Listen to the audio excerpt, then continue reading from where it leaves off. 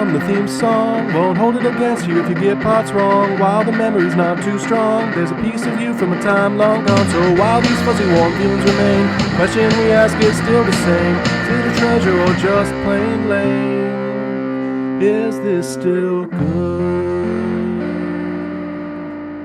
Hello, and welcome back to Is This Still Good? A podcast that... What's this podcast about, Gavin? Oh, God, who knows anymore? I'm Sage, that's Gavin. I believe it's about removing nostalgia goggles and looking back and deciding whether things are past treasures or trash pleasures. Thank you. I didn't have my script pulled up in front of me. Now that I do, I know what we're doing and what movie we're covering. So we're trying something a little bit different today. I just had Gavin watch something, and then we're recording it live in Sage's office. Anyway, what movie did I make you watch? For some reason that I'm still trying to decipher. I'll explain. We watched Snow White and The Huntsman. Ooh, there's a huntsman in this. Evidently. What is that huntsman's name? Lord knows. You just watched the movie. I think they just call him Huntsman the whole time. I could be wrong. He also apparently just hunts with an axe and throwing knives. Yeah. So that's how men hunt. You'd know this if you were a man or if you hunt. I can't argue with that, I guess. I don't know. Not successfully. Yes, so Snow White and the Huntsman is, obviously there's a tie-in. There is a new Snow White movie that comes out this week. Okay. Which, the dumbest tie-in we've ever done. Because neither I nor the audience are going to see this movie. There might be a couple people out there who are excited for a Snow White movie, but it doesn't, even by Disney live-action remake standards, it doesn't look good. Now, okay, this is the Disney. We're talking about the Disney one that's coming out this week. Oh, right. Not Snow White and the Huntsman, or the other Snow White movie that came out within a year of this. Which is the anti-woke Snow White, right? What? Oh, yeah. No, that's not the one you're talking about? First off, the most anti-woke Disney movie is obviously Sleeping Beauty. No, what's his face? So the one I'm talking about is Mir Mir by Tarsem Singh. Okay. Which is another, never heard of this. I hate to call them visionary directors. I mean, directors who really only care about visuals. It's the same directors as I'm not throwing this in there, but the guy who did The Fall and The Cell and a couple other, Immortals is a better example of just like, I want this movie to be pretty and I don't care about much else. So he also did a Snow White movie that came out in March of 2013. All right. And what's Ben Shapiro's company called? Oh, I don't know anything. Oh, that's like what, Daily Wire Plus or something? Yeah, Daily Wire Plus, I believe, is making a Snow White because the Disney one's too woke. Sure, because they cast someone who's not white. Yep. Okay. God forbid this white reading Latin lady. Yep. Yeah. Well, you can only have half of the people from West Side Story appear in Snow White, according to Ben Shapiro, I'm sure. Yep. Yeah. We don't need to go further down. So this movie, Snow White and the Huntsman, I think has kind of an interesting history behind it. I'm showing you a movie that I think is interesting because of its cynicism. Okay. I think this is a movie that blatantly rips. So this is my pitch for the episode. This is a movie that blatantly rips off a lot of other movies, not just in the cliches and iconographies that exist in fantasy, but there are entire sequences and ideas that are distinctly from other films. It is kind of the start, or it's at the start of the live-action fantasy remake craze, and it is very much using Lord of the Rings and Chronicle of Narnia as its iconography. The Chronicles of Narnia, yes. Oh, sorry, try it again. The Chronic. What? Hills of Narnia. Oh, yeah. This is a movie that was written in 2003. And then the brothers, and Terry Gilliam's The Brothers Grimm comes out, and everyone backs off because that lost a lot of money. And this is, Snow White, I believe, is a Brothers Grimm tale. If it's not, don't correct me. I don't really care. There's a limit. There's a limit to how much I care. If you want to write us at stillgoodpod@gmail.com. Always can. Yeah. Yeah. direct that hate straight towards Sage. Because I'm not going to correct him either. Yeah, so that fails, and it's not until Alice in Wonderland is a success that this really takes off. Alice in Wonderland was a success? Alice in Wonderland made $1 billion. Okay, and this That is the was one like with the- Johnny Depp and Tim Burton. Yes, that was, big success for Disney. This does definitely have that Alice in Wonderland Red Queen energy for sure. Oh yeah, And I didn't even clock that. I one, didn't really. realize that. I thought we all agreed that was. I don't know. I've never realize seen people it. It's watched forgettable. Yeah. I did mean to check out the sequel, which was based more on Looking Glass, which is a little bit more of an interesting and subversive tale, and was directed by the guy who did the Muppets. But also, I didn't. I made the mistake of checking out the Sam Raimi one because I'm a huge Sam Raimi fan. That is an Oz movie. Oh, okay. But that's You the were thing. right. This is that time, and they all You kind were of right. blur together. Yeah. No, I mean, you mentioned specifically that, Lord of the Rings differentiated itself enough and it came out early enough. Mhm. And I think that while there is a sheen to it, it's much less blatant than a lot of these movies that followed in terms of specifically like Alice in Wonderland, this movie, The Chronicles of Narnia, have this like metallic sheen quality to them that like puts me to sleep. And not just like the people wearing armor and exploding into That's glass. part of it. Okay. I mean, that's not it. So I mean, you've got a couple things working against you for things like this. You've got, a world where magic is more important than rules. You've got horses everywhere. And apparently you also have the metallic sheen that you also don't find pleasurable. I mean, Pleasant. we'll say pleasant, not pleasurable. It's just not a plus. It's not like a direct negative. Like I Yeah. think this is a very good looking movie. Mhm. I mean, I saw Greek Fraser's name pop up at the end. I was like, oh, it's the Dune guy. It's the Batman guy. It's the Greg creator guy. Fraser, and it also is also, we're doing a terrible job just describing this movie. Sure. Let me just say, this came out summer 2012, same summer as The Avengers. It is directed by Rupert Sanders, who is primarily a commercial director, came from the art direction, working under Tony Kaye, which is, you don't know. Okay, so American History X and Detention, which are like the opposite of any movie Rupert Sanders has made from a visual. Like those are all very grainy, very gritty, very like weird edited movies. And Rupert Sanders just cares about making things look pretty. He cares about making things look like commercials, I would argue, consistently at the expense of the movie, which is less an observation drawn from Snow White and the Huntsman and more something by the fact that like the other movies that he's done since have all been critically derided IP grabs and remakes that are very, very good looking, including the Ghost in the Shell remake and still good pod favorites, friend of the pod, The Crow. And Rupert Sanders, you can reach Sage at stillgoodpod@gmail.com. I think you make very pretty movies, and I will continue to watch them. I just wish you cared a little bit more about connecting ideas. Mm-hmm. And you were bringing up as we watched this that like the script for Snow White and the Huntsman is 90% of the problem. A movie's built on the script. Like everybody knows that. So the bones, adding layers of flesh and organs to it only goes so far. You're still going to wind up with, I don't want to make a dwarf joke. And I know this had to be rewritten sometimes because some of the scenes that it is stealing from did not exist in 2003 when the first draft of the script was written. And it has 3 writers at the end of it. The credited writers. I'm Yeah, sure I'm there's sure more there's- hands touching this. It's very much a movie by committee, but I think it's fascinating for a number of reasons that we'll go into over the next however many minutes. Okay. Let me check my notes here. We're gonna back up my claim of cynicism by the fact that, so obviously 2012 it casts 2 people hot off franchises. It's got Chris Hemsworth the same year that The Avengers comes out. It's got Kristen Stewart probably in the middle of the Twilight movies, maybe right after him. Well, and to be clear, these are both after multiple Twilight movies and multiple Thor movies. One Thor movie. Oh, one Thor movie. Which had actually come out the year before. It probably hadn't even come out by the time they filmed this. But like this is a movie that is taking bets on actors to a certain extent. There's a lot of actors that you did not recognize in this movie who were almost stars. Like the person playing Prince William is Sam Claflin. Do you know who that is? I don't think I've ever seen that man's face before in my life. But if things had gone differently, you would have known.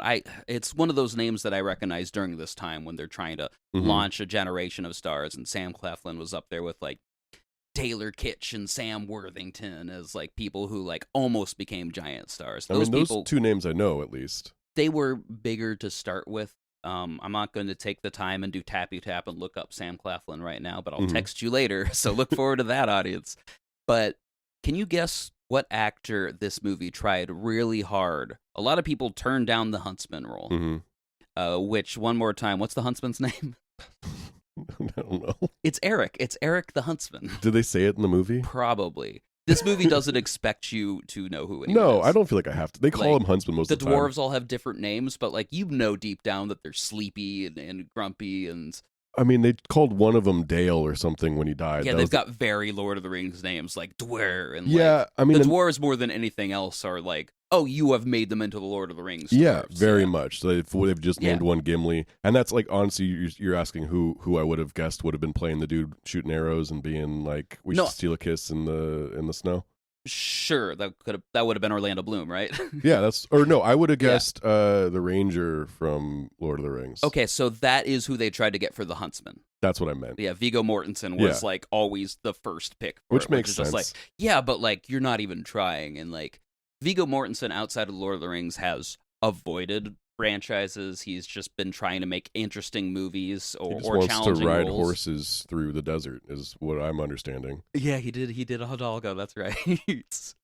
Which would be his biggest movie outside of Lord of the Rings. That was a big Disney movie. What's the one he did with? There's a sex scene on the stairs. That's all that comes to mind. History of Violence. Yeah, that one. Well, I mean, that's not a big movie. Critically, it was huge. Yeah, critically it was good, but that's like, non-body horror David Cronenberg from that brief period where we just thought he was going to make interesting crime movies. Eastern Promises this next year, also with Viggo Mortensen. That was my other mention. But I guess maybe that's just, to me, those are bigger movies than a movie about a guy riding a horse. But he's not a guy who's going to do the cynical cash grab version of his other movies. Yeah, he's making slightly better investments than Nicolas Cage. Just like I don't think they approached her, but like, you know who's not going to play the queen in this? Tilda Swinton, who played the Ice Queen in Chronicles of Narnia. The Chronic. What? I'm just kidding. We don't have to do that. I mean, I'll do it every time you bring it up, but it is up to you if you want the bit to die. All right. So I think this is all the context you need. Hopefully I've explained why I made you watch this movie. I think it's probably time to catch the audience up on what happened in this movie. Sure. And as we do that, so I asked you while we watched the movie within the last 2 hours to kind of write down every time it seemed like this movie was either aping or stealing wholesale. So we'll take some breaks as we go through the plot, and I'm very curious what you caught, what you missed. I will say that I remember distinctly seeing this, like probably 3 or 4, where just like, I cannot believe you can get away with that without being sued. Now, did you watch this in the movie theaters in 2012? Yeah, so I've seen this movie a couple times. Okay. Maybe just 2.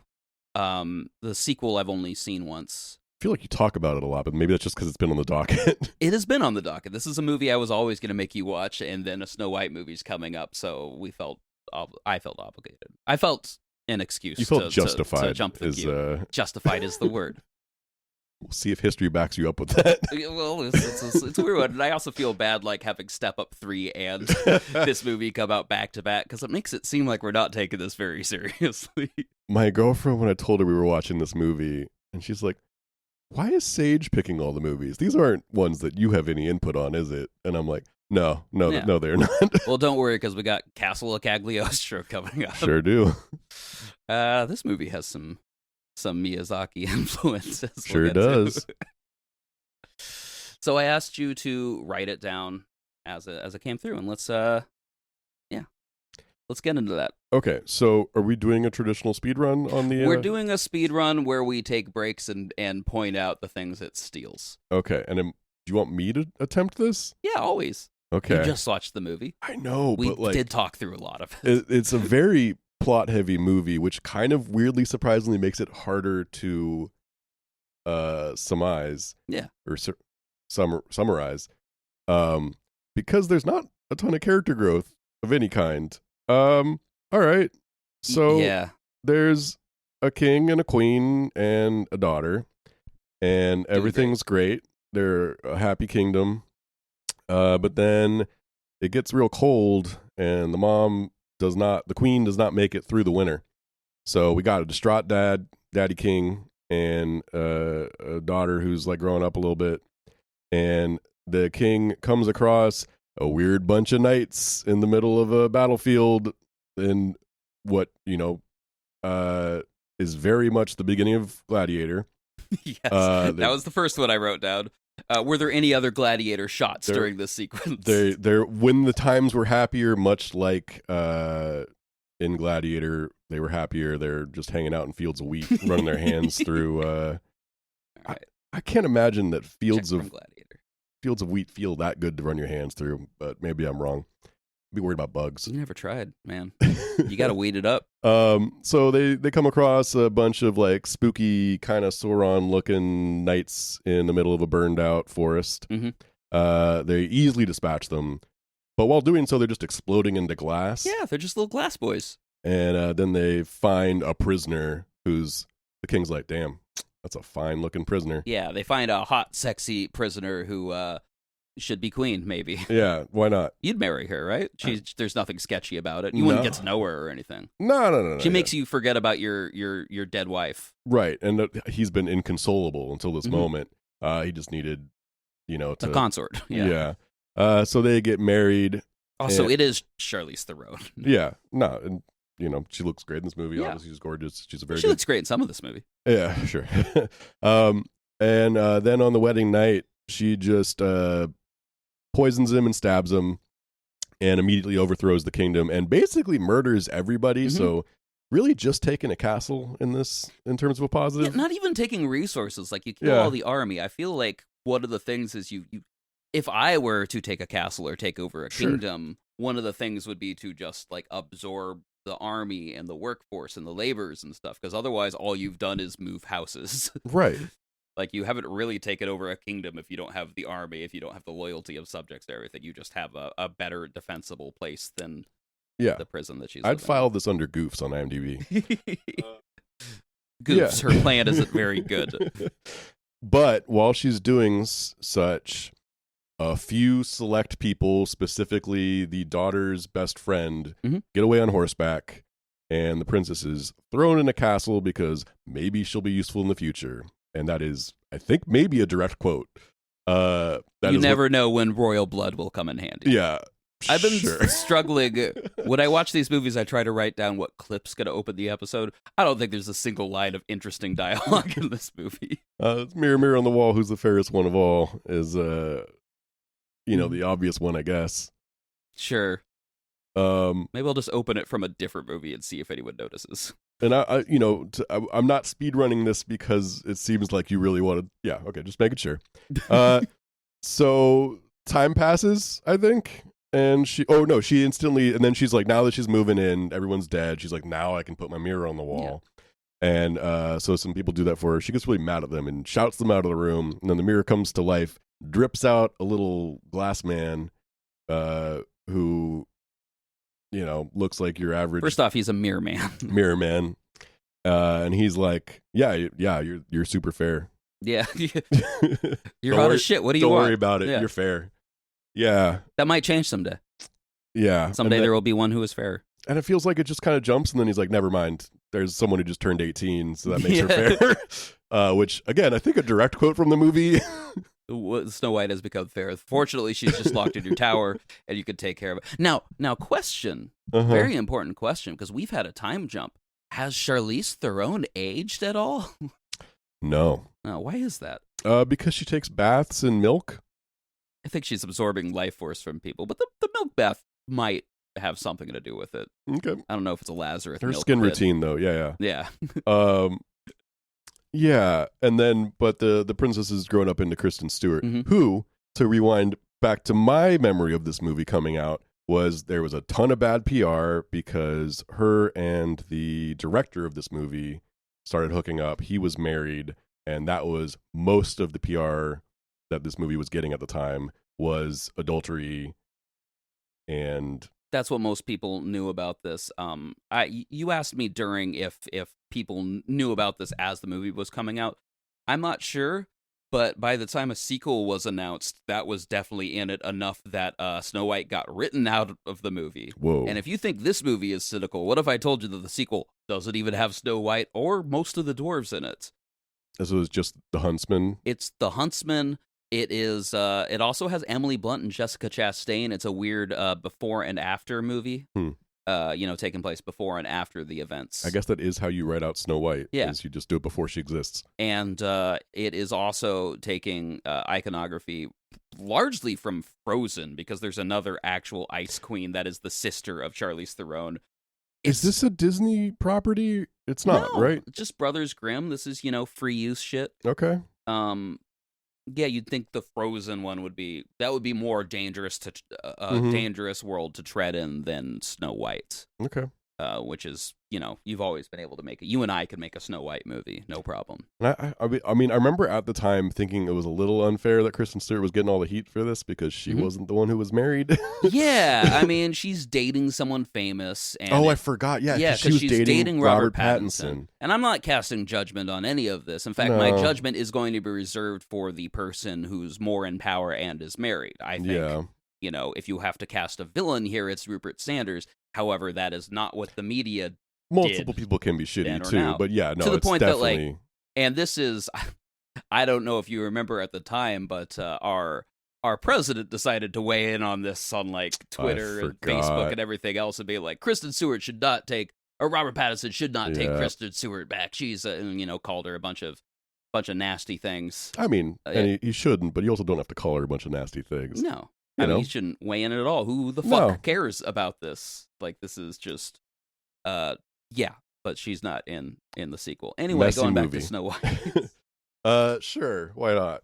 I mean, okay, so where was I? There's a mirror. She's fair, but now that the princess has turned 18, for some reason, there's a cutoff where the mirror is well, now that she's of age, she is fair. She is fairer than you. Yeah, now that people can fuck Snow White, I'm just gonna say it. And she will also be your undoing, or you can devour her heart the way that you do, because the queen is also basically a Dementor from Harry Potter. I was going with a succubus, but in a PG-13 movie where she's not. It's they literally do the visuals of a Dementor going up to someone's face and sucking their soul out of their face. I didn't even have Harry Potter written down. Good catch. That was and I mean the mirror dude looks like a Dementor too, but gold.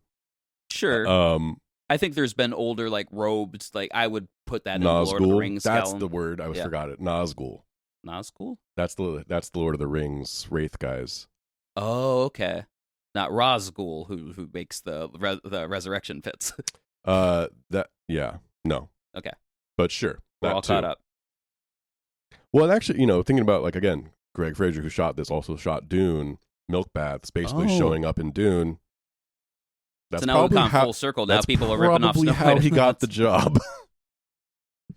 There was a number of times where I wrote down on my rip-off list Game of Thrones and then had to cross it out because the timeline didn't work out. Yeah. But it's because they both take so much iconography from Lord of the Rings, but there are specific moments that happen in Game of Thrones that happen in this movie. Well, it's a similar I mentioned Braveheart and some other dudes on horseback wearing armor movies. They all, a lot of them kind of look the same. How guys on horses look like guys on horses. Especially when they're wearing plate armor that covers most of their body and distinguishing features. Unless they're actually centaurs, then they look different. Sure, okay. This movie could use some centaurs. If only there was a Snow White and the Huntsman style movie that had a bunch of centaurs in it we could watch. It's Chronic. What? Chronicles of Narnia. Okay. Anyway, the princess escapes because the queen sends her brother, who's got a bowl cut, up to get her. He's real creepy. It's good casting for his face, because the entire time the movie doesn't have to say it, but that that is the face and haircut of a man who maybe is having sex with his sister. Yeah. The movie's not going to get into it, but it's got some rapey vibes around the princess too. He'll also have sex with other people. Yeah. Just no consent. So she stabs him, or she slashes his face with a thing and runs away without too much trouble, really. Slinks out through the sewers and survives a small cliff jump and finds a horse that's right there and rides away. Okay. Where do they ride to? Where is this next part of the movie take place? That forest from The Princess Bride with the ROUSs. That's yeah. I don't believe Rodents in of unusual sizes. I don't believe in them. Yeah. That's not the iconography I had down. I had because, I mean, so what happens to the horse? Oh, the horse. Well, the horse. She rides it until she just rides it right into a pit, a sand pit or a mud pit or a bog or whatever, and it starts drowning. She's fine though. She gets off. They share a glance, and the horse is kind of like, what do you want from me? I'm dead. And if you had to name this horse, what would you name it? Maybe if you had to scream at the horse while it was drowning in a swamp. I don't remember the name of the horse in the Neverending Story, but clearly that's what you're getting at. Artax. Artax. No, don't get sad. I don't know. I haven't actually seen the movie. It's but been a long I saw that time scene for me. And I even knew the iconography from that scene. She's I'm like, we're going to do this. She's a little less broken up about it than that boy is about Artax. So this was the first time watching the movie where I really perked up and be like, oh, we're just doing thefts. Yeah. Well, because then she runs into the woods and it's very Evil Dead. Mm-hmm. There's also everyone in this movie, it is so economic with its storytelling that it kind of stops being economic because you're skipping over things that just would make sense. She's never anywhere close to getting away from anybody, it feels like, at first. Everyone's just always, they know exactly where to find her. People are always right on her tail. It just feels like kind of yada yada over everything in this movie. Yeah, it's not well paced. No. To the point that a character whose name is in the title of this movie is just now getting introduced. Right. Because and the Huntsman, whose name is what? Even you said it already this podcast. I do not remember. It's Eric. Okay, sure. Yeah, so they're on her butt. She gets into these deep dark woods. I think they call them something like that. Dark forest. It's the Dark Forest. And she's tripping out. This dark forest is crazy. Things just keep turning into spiders and snakes and all sorts of things. And apparently it's really dangerous because we find out that not many people survive it. Which didn't need to be said out loud. It's like a lot of things in this but movie. They do I will say it quite a bit. As a viewer, this was the highlight of the movie for me. It's I could have hung out there for 40 minutes. I think that was actually more visually inventive and interesting than any of the haunted areas that they go to in Lord of the Rings or any of these other movies. It's cool design. They kind of cram it in there really quick too, and that's part of it is for the speed that they're going through, even this sequence is things are instantly scary and then scary in a different way and then scary in a third way and then scary in a fourth way. Yeah. But it's here's an idea, moving on. Yes.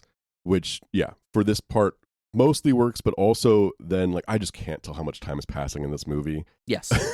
We've just introduced the Huntsman and he's gotten to the we haven't dark even forest. So they run away from the dark forest. But we gotta speed this up, man. then he's I know I said we don't need the classic speed run, but well, so it's they leave the forest, they get him, he's drunk, he passes out. I'm assuming another night passes. Then they're back in the dark forest. She's still kind of in the same patch of woods, just kind of tripping over in a circle. She got knocked out, I think, and then probably just ran around for 3 days tripping in a circle. Yeah, yeah, but it also feels like 30 minutes has passed. And then he gets her. He's been promised that maybe they'll bring his dead wife back if he brings her the princess. Yeah, maybe that's to the a thing queen. we can do. And then he's like, well, can you? And then the guy's like, no. Why would you think that? Why would I keep lying to you to curry your favor before I betray you? I'm just going to tell you the evil plans that I have, which he does several times in this movie. Yeah, I'd much rather trip over this finish line than just let you hand over this girl. So there's a bunch of fights that just seem to happen all the time. People are always fighting with axes and stuff. It's hard to tell who's good at it and who's not. They're in the woods. They get away. They're through the woods, and then people in boats are like, oh, you made it through the woods. That's weird. And they're like, cool. Can we get in your boat? And then they're in a boat. Yeah. Now they go to Lake Town for a little bit. Yeah, now they're in a lakeside town that kind of feels like Avatar: The Way of Water, right? I mean, that's not the. I was trying to figure out the specific references. Like, where are they going when they find like this? They're helped by this uncontacted tribe. Seven It's kind of Samurai King Kong, town. honestly. Yeah. A Seven Samurai town where I thought this was a cool idea too. It's a village of women who are all scarred, and you're trying to figure out like, well, maybe it's just like they've gone into a tribe thing. Like, no, they've all scarred themselves so they couldn't be. They don't want to compete for this most fair in the land. Yeah, because the queen will take their fucking heart. Which, yeah. Cool idea, but we got to move on. It's a clever idea, and the movie That's feels what I like mean. it's, I'm talking about the movie here, not us. And this is when the huntsman finds out that the princess is a princess, and he's like, "Wow, I kind of wish you told me." And she's like, "Well, I kind of didn't trust you. You did try and hand me over to some people who are trying to rip my heart out and eat it."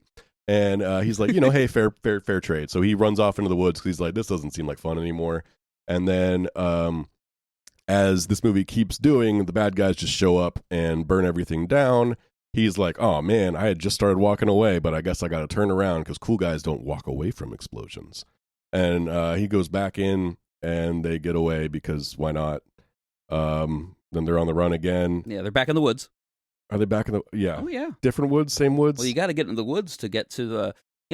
this movie, probably to its credit, does assume that you have seen and know Snow White to a little. That's why they're not bothering to get you to learn anybody's names. Like the Huntsman, what's his name? I was Eric. I got it this time. I got him. I was stalling because I forgot where they go next. But yes, they're running through the woods and they're like. Well, you got to get to the most famous part of Snow White. Then they get tripped up in a snare. They're hanging from a tree. Yeah. And who but the 7 dwarves have captured them? Yeah. And the dwarves are like, seem to have some history with the huntsman. Mm-hmm. Doesn't seem to really matter.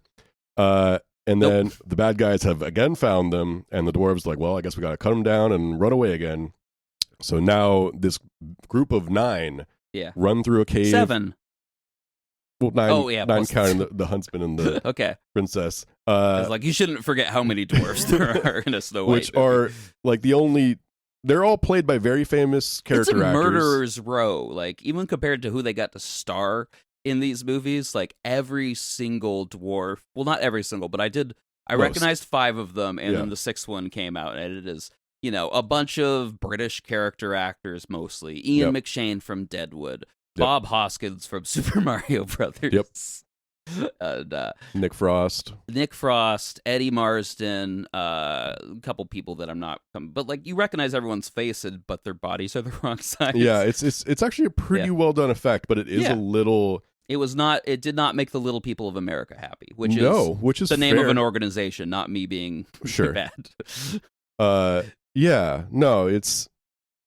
It does seem like obviously there's not a lot of roles for little people, and to just so blatantly take them away, it's a little fucked up.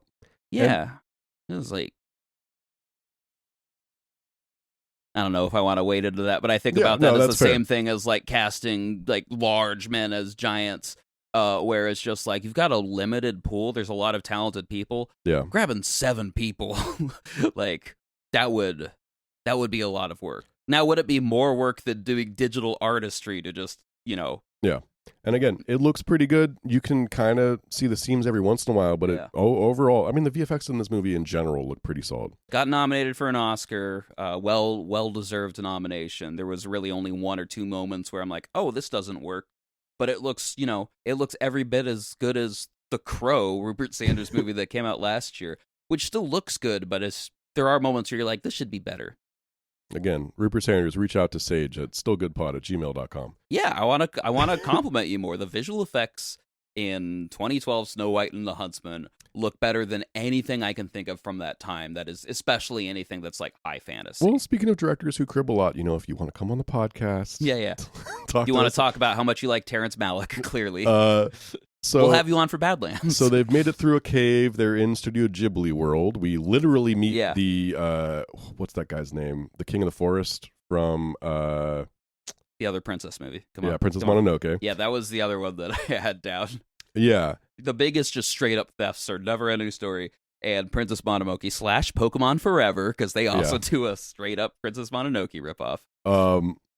And the princess and the king of the forest share a little moment before again the bad guys have just found them. These guys are either very good at tracking or these guys are very bad at running. But they shoot the king of the forest in the side. Doesn't matter. We'll never see him again. He doesn't seem to care. He just kind of turns into a bunch of butterflies and flies away. Yeah, people be turning into butterflies and crows and and they kill one of the dwarves. It's got to be ravens, right? Her name's Ravenna. Yeah, they wouldn't pass on that. Right, Ravenna. She is clever movie. Well, and this is how he got the Crow movie afterwards because of the bad crow names. 12 years later, the Crow movie that passed through. We did a whole episode on the Crow and talked about the road to the new one. It went through 8 iterations. Then they were like, "This guy's done crow puns before. Fuck it, we'll give it to Rupert Sanders." I think that's what happens every single time because this also went through a lot of directors and Ghost of the Shell that are just like, "Fuck it, Rupert's available, right? He'll make it look pretty. People won't complain that much." I like the idea that that's on his business card. Yeah, fuck it. Yeah. So please come on the podcast, Rupert Sanders. They get away again.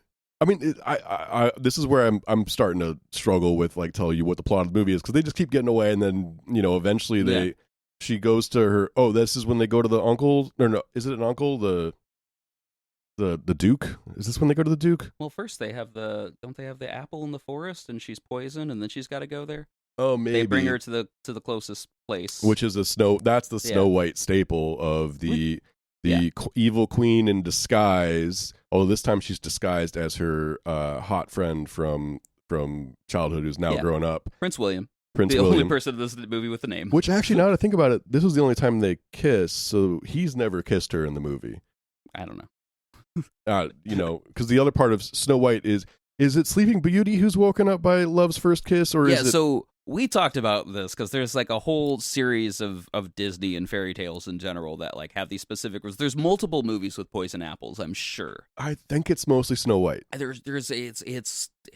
It's Snow White because she's dead. That might be the big one. She's in the glass coffin on the. We couldn't remember which movie had like the woodland critters befriend, which is a thing that we didn't talk about. Well, like Cinderella, she can talk to them and they troll sing. Attack. That's right, because I don't care. Well, that happens multiple times. So she is clearly in control of the woodland creatures / trolls. And the king of the forest has never shown himself to anybody. Yeah, because she can. When people are around her, they magically get healed. She's got like a healing factor, like a D&D. She's got an aura. She's got thing. She's the chosen one. Ravenna is poisoning the land by just being a toxic bitch. Yeah, and she's the chosen lady. Real yin and yang. Yeah. So then Ravenna in disguise shows up, pretends to be her childhood friend who she has a crush on. They walk in the snowy like Wonderland for a little bit, share a little kiss, and then he's like, "Remember that apple I used to play? Remember my apple trick?" Yeah, which she did earlier. We skipped over it because it was a full-on apple deceit, and she gets poisoned. She bites it; it immediately turns moldy and covered in fuzz, and then she dies. And everyone's like, "Well, that's the end of the movie." Sad.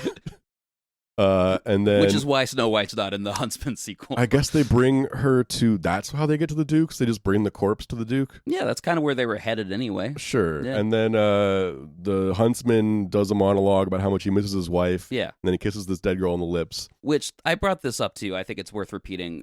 Chris Hemsworth bag of tricks. It's not that well known in 2012, but after like a couple.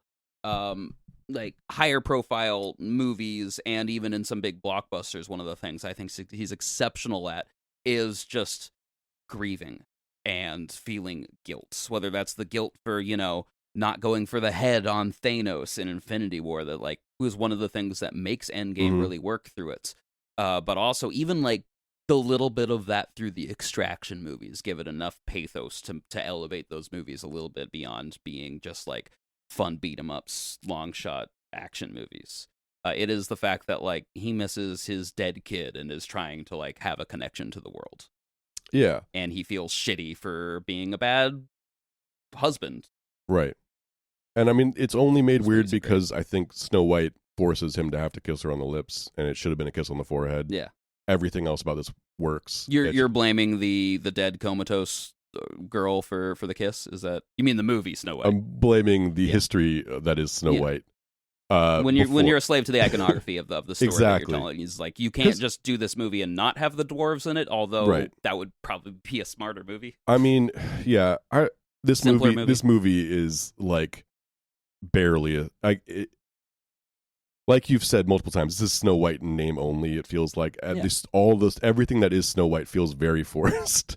It's a version of Lord of the Rings that they can do. Yeah, even the mirror on the wall, who's the fairest, like just sounds. Well, even turning Snow White into like a territory-wide conflict, where the evil queen isn't just evil to Snow White. There's also a rebel force and everything else, which that needs inspiration. Like, and that's the Princess Leia showing up. Did you? So yeah, what did you write down for this? What did you have that? Because that speech is very much from something. So I couldn't put my finger on it. The thing is, we've kind of been skipping over some of the things that I've said. I kind of didn't realize that, but like the Evil Dead tree stuff. We've got the Batman bird situation with the crows happening pretty often. I mean, you're saying maybe, but like they are stealing direct. Well, I guess did the Dark Knight come after? Or, just trying to think of Batman other Begins things. come after this. Batman Begins. That's what I mean. Batman Begins specifically. Okay, yeah. Never-ending story. The her talking to the Huntsman in the woods when they're first like speaking sounds painfully like Luke talking to Yoda on Dagobah. Okay. Which the Swamp's got big Dagobah vibes anyway. Yeah. And we've got a little bit of but Star Wars is just such a simple high fantasy tale that like anything doing it is going to crib from Star Wars. Sure. Yeah. And he's clearly doing a Harry and the Hendersons when he walks away from the Disagree. That's not fair at all.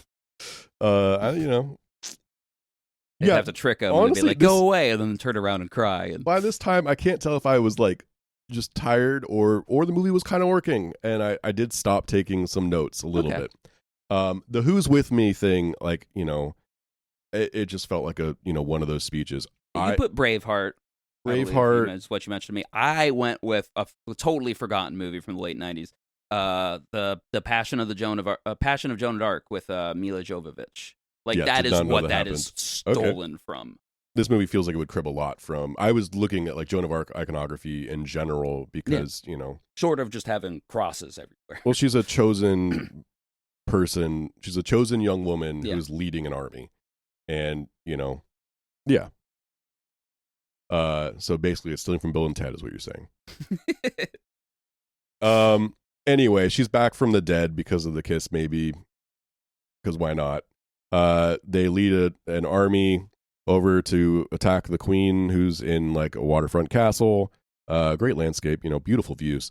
And they're not going to be able to get in because the tide's going to turn on them. Except for she sent the dwarves in the way that she escaped. They're reverse engineering her escape to sneak into the castle. They do some goofy bits to wind up using their body weight, what little there is of it. I liked the sequence. It's fun. I'm not hating.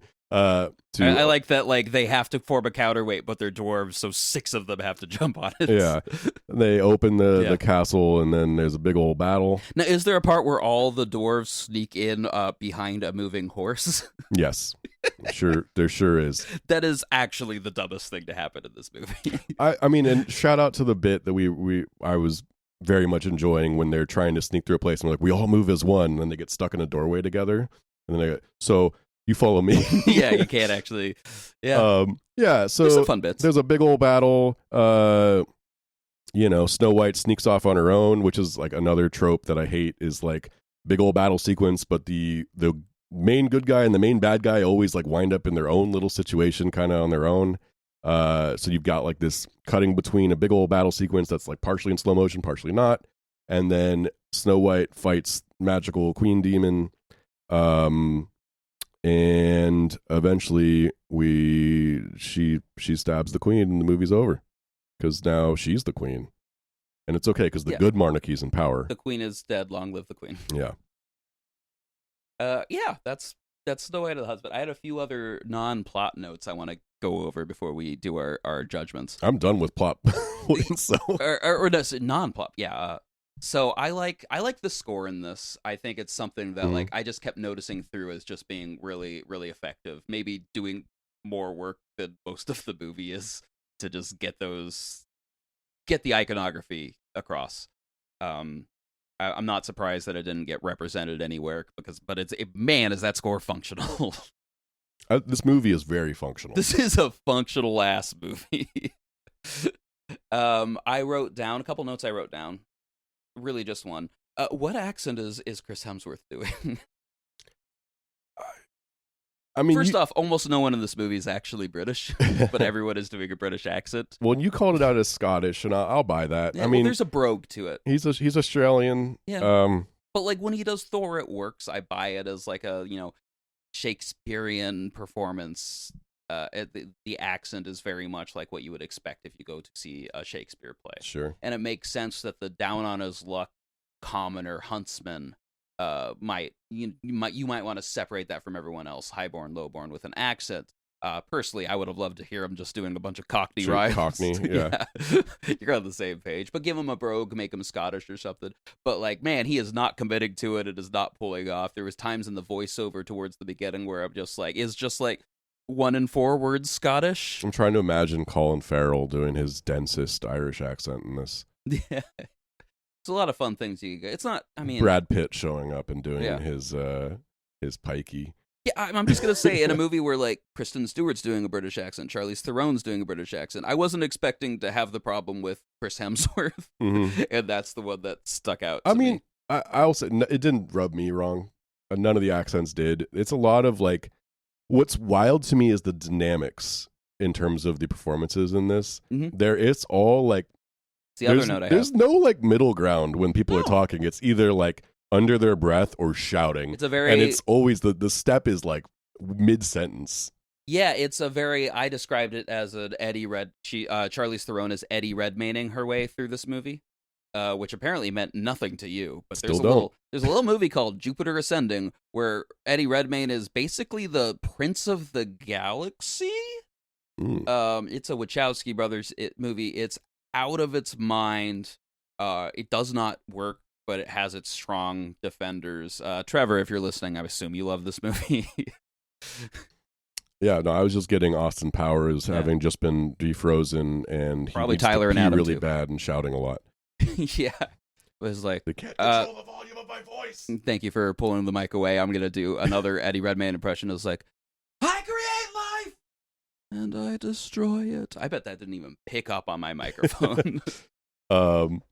It's that entire movie's out of its goddamn mind. If I had known you hadn't seen it, we probably should have done that instead of this. Well, we can. Oh no, I haven't hit record. You got any other notes? You got anything to say about the cinematography of this movie other than it's real pretty and mirrored well with the visual effects? No, I mean, yeah, it's a good looking movie that's definitely running in the vein of what I would expect from a Chronicles of Narnia. This is an epic, and it like tries to do its small things. I think you feel I would say rather than its budget, you feel more the conceits of just like they didn't really know what else to do in places. That's where you get your smaller moments, and the small moments don't feel that effective because it's just not building on that much. Yeah. But on the whole, I mean, it's one of Craig Fraser's earlier movies in terms of like he went on to do much bigger things after this. But this is definitely, you can feel the budget. It looks beautiful. The VFX look amazing, and it's also, in a way that like I'm not sure a lot of movies are as much these days. The shadow, like this is a very dark looking movie, which is fun. It's cool to see this much shadows. You know, everything is like pretty naturally motivated by windows, and the stuff that's inside is very dark. Yeah, we watched this in my living room in the middle of the day. Like, I actually couldn't see part of it, like in the night scene. Yeah, but I'm not gonna blame the movie for that. No. And like, but for me, it's like I knew what they were doing, and I was like, that's cool. That's cool that they're taking this big of a chance and like letting, especially when you are doing VFX. Like sometimes people, and it's in real locations. Like I want to shout out to. I can't say that for sure, but it's shot around UK. There are some gorgeous Highland shots when it's doing the Lord of the Rings thing, where it's just like we're traveling locations, so we're going to cut between gorgeous scenery and like have little people walking and around. Mirrored very well with a lot of set extensions that look really good. Yes. Yeah. I mean, some of the, like honestly, the stuff that rubbed me the wrong most in terms of the visuals when they were in, they call the place Sanctuary that the dwarves take them. Oh yeah, that's like filled when with it fairies. Just turns into Studio Ghibli for like 15 minutes. And of the it's movie. like uncomfortable looking a little bit, especially like the fairies are disturbing looking. Yeah. But you know, on the whole, beautiful looking movie, doing exactly what it needs to deliver in terms of like, you know, it's Game of Thrones gets lauded a lot for how it looks, and this looks like Game of Thrones with more money thrown at it. Yeah, somehow this budget had $170 million, which I think is more than the Avengers. Insanely high for 2012. But I also wonder how much of that is just development costs from, sitting on a movie for 8 years, going through different things. A lot of these movies have, $50 million attached to them before they ever step in front of a camera. Yeah. Which doesn't feel fair to put in and offset the costs when you've just decided to start over, scrap things over and over. We don't have to get into the whole business conversation again, but like, it's a fun debate. I never, flips it. I never buy. I don't buy the budget of a movie any more than I buy like how much the studio says it profited off of it. Yeah, no, that is absolutely fair. And those things are very connected. Yes. Yeah. And no matter what, they need to show that they made a loss in order to continue the way that our businesses run. Yeah. Speaking of business, mm-hmm. I think it's time to move on to our final judgments. Oh. The business of ranking these movies and putting them on an Excel sheet someday. Mm-hmm. So, is this movie still good? Mm-hmm. Is it better as a memory? Mm-hmm. Or do we trick it, feed it an apple, and then when it's dead, maybe like make out with it a little? Okay. Man, this is kind of a tough one. In general, like when you're watching it for the first time, I know you don't subscribe necessarily to the same guidelines as I do on this, but I don't think this is a good movie. Mm-hmm. I don't think this is better as a memory because it's clouded by the memories of other Snow Whites, which I would argue are much more impactful. And are they?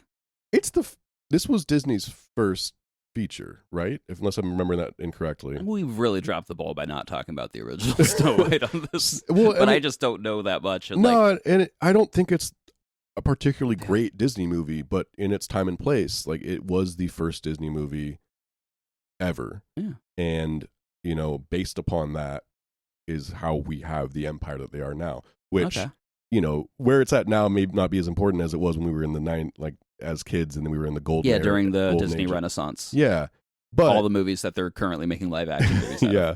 Give us Treasure Planet, cowards. And we're getting, like you said, Snow White's coming out the gate. So thus Lilo and Stitch later this year. Further diluting the IP. Yeah. Yeah, I don't know. I don't think there's enough here to keep. Okay. It's just like it was a movie. I'm glad people worked on it. Clearly a lot of very talented people did a very good job on this movie, but there's just not enough there. It's like, I don't want to say the emperor has no clothes, but it's like they're all lifting together not much of anything. It's very, very talented people doing a very good job of a movie that is barely a movie. I think that's fair. I think I mostly agree. This movie is exactly as good as I remember it being, but like I didn't bring this because I think it's a particularly good movie. You just think it's ballsy. I think this is valuable because it's audacious. I genuinely think this is a movie that maybe should be screened at film schools. Like I wish this had been a part of my film school program. What is the lesson that you're taking from it, though? I think it's like maybe just an easier way to show people 5 or 6 important movies at once. I mean, it feels like the not a film school that's like training writers or directors even. The fact that no one got sued over this movie, and in fact they even made a sequel. It's the cynical part of film history that I think is always worth exploring. I mean, that's a large part of this podcast is just we're exploring nostalgia, but like I think we've accidentally pivoted into really exploring cynicism. I don't know how to respond to that. I don't think you're not wrong, but it's rare that someone is remaking one of the movies that we discuss on our podcast for like and truly artistic purposes or for love of the game. And I will say that like partially that is our pivot, which has been very fun, into covering movies that are getting either rhymed with or blatantly covered. And yeah, this is definitely basically, what's that word? A jukebox musical, if you will, of fantasy tropes. rather than, hit songs. Would you have liked this more if they like A Knight's Taled it? God. No, I wouldn't have. I don't think so. I thought you were going to say musical. Just turn this into a musical. Well, yeah. I think A Knight's Tale is technically a musical. They've got parts where they cut to the audience, and the audience is literally going, "We will rock you." Like one part. Is it just the one part? Just the one part. That's the smart way to do Which it. is honestly, weirder than not. Yeah. I mean do that like 3 times. Yeah, that is a interesting movie too. That is a charming movie that I don't understand how it works, because I remember having a good time in it too. Also, maybe their corporate lawyers for Snow White says like you can't have anyone singing in this. You just can't have the dwarves singing. That is an interesting point. Yeah, you definitely yeah. No, I don't know. And I mean, I will say it's going to be exciting to get to movies that maybe we are a little further out from the rhymes of history and are a little bit more original and singular on this podcast. But this has been very fun. I'm not saying we need to do less of it, but I agree with your cynicism take. And yeah, that's eye-opening. Maybe I can't afford therapy at the moment, but I can pick better movies if you want. They can't all be Step Up 3. Oh. Was that even tied to anything, or was that just from the belly of your soul?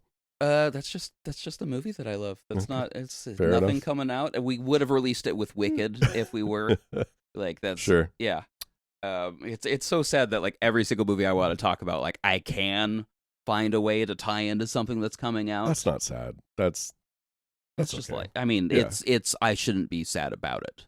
Sure. Yeah, I think we're just old. I think you might be onto something. All right. Snow White's coming out. I'm not going to see it. I don't really think it's worth discussing. Yeah. Because there's probably no Joan of Arc speech. There's probably no fields of wheat to walk through. There's probably like... Which is what everyone's going to Snow White for. Yeah. So the new Snow White is just remaking one movie that I don't have strong feelings about. Snow White and the Huntsman is using 6 movies I love to tell a story. More or less, yeah. Sure. But if we both... I don't think we ever really put... I'm just putting better as a memory as the middle ground, because I don't think because I think people should watch the movie. So that puts me in a weird thing where it's like, people should watch this, but know that like it's not good. It's just like a strong historical artifact. Your words. You know what? Maybe I'm gonna give it the poison apple and make out with it. That's okay. Sure enough. Yeah. Yeah. That's what it deserves. What is your favorite movie that this is cribbing from? Let me look through my list.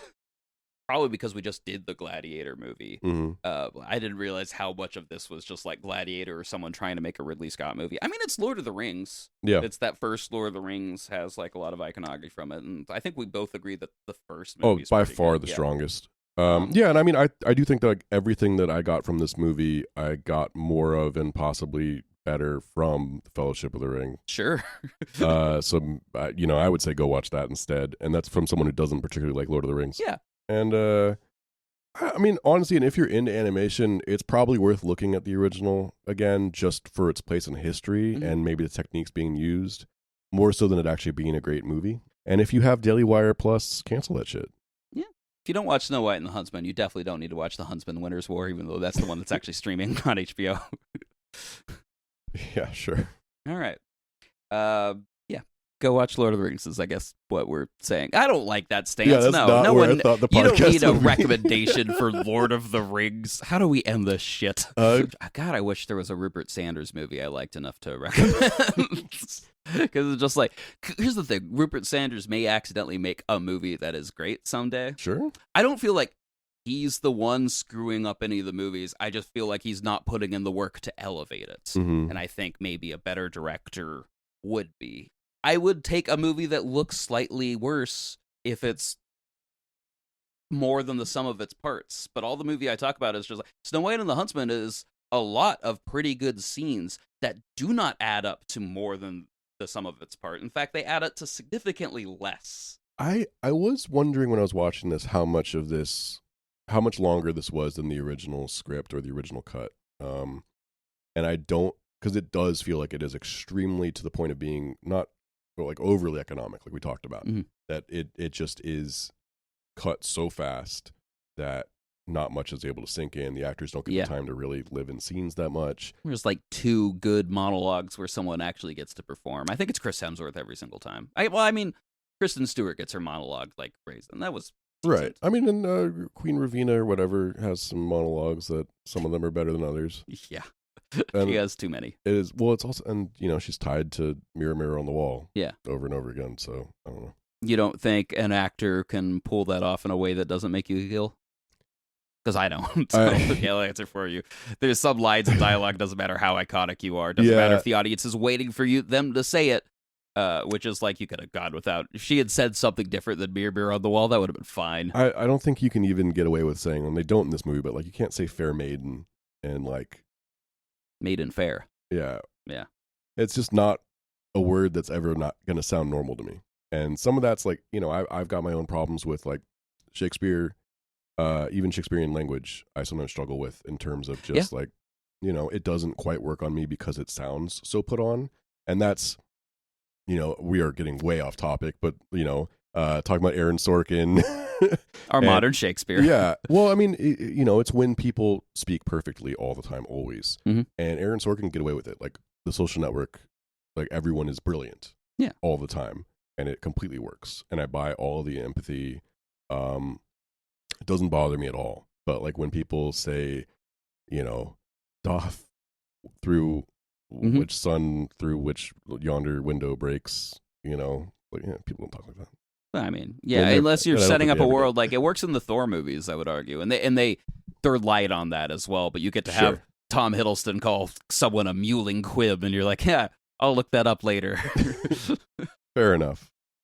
Don't look that up. Can't believe that slipped into a PG-13 movie. Yeah, but, if you're listening to this, just go ahead and start using that in your day-to-day and calling people that. Yeah, why not? All right, that'll take us out.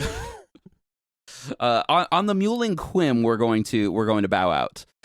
You can please give us feedback, hate mail, any of those things. stillgoodpod@gmail.com. We're at stillgoodpod at Instagram. I'd love to hear if Snow White the Huntsman did anything for you. And we'll be back in a couple weeks with a Gavin pick, a Castle of Cagliostro. Will it be a better movie? We'll let you wait for that. Got anything to add, Gavin? Nope. All right, bye.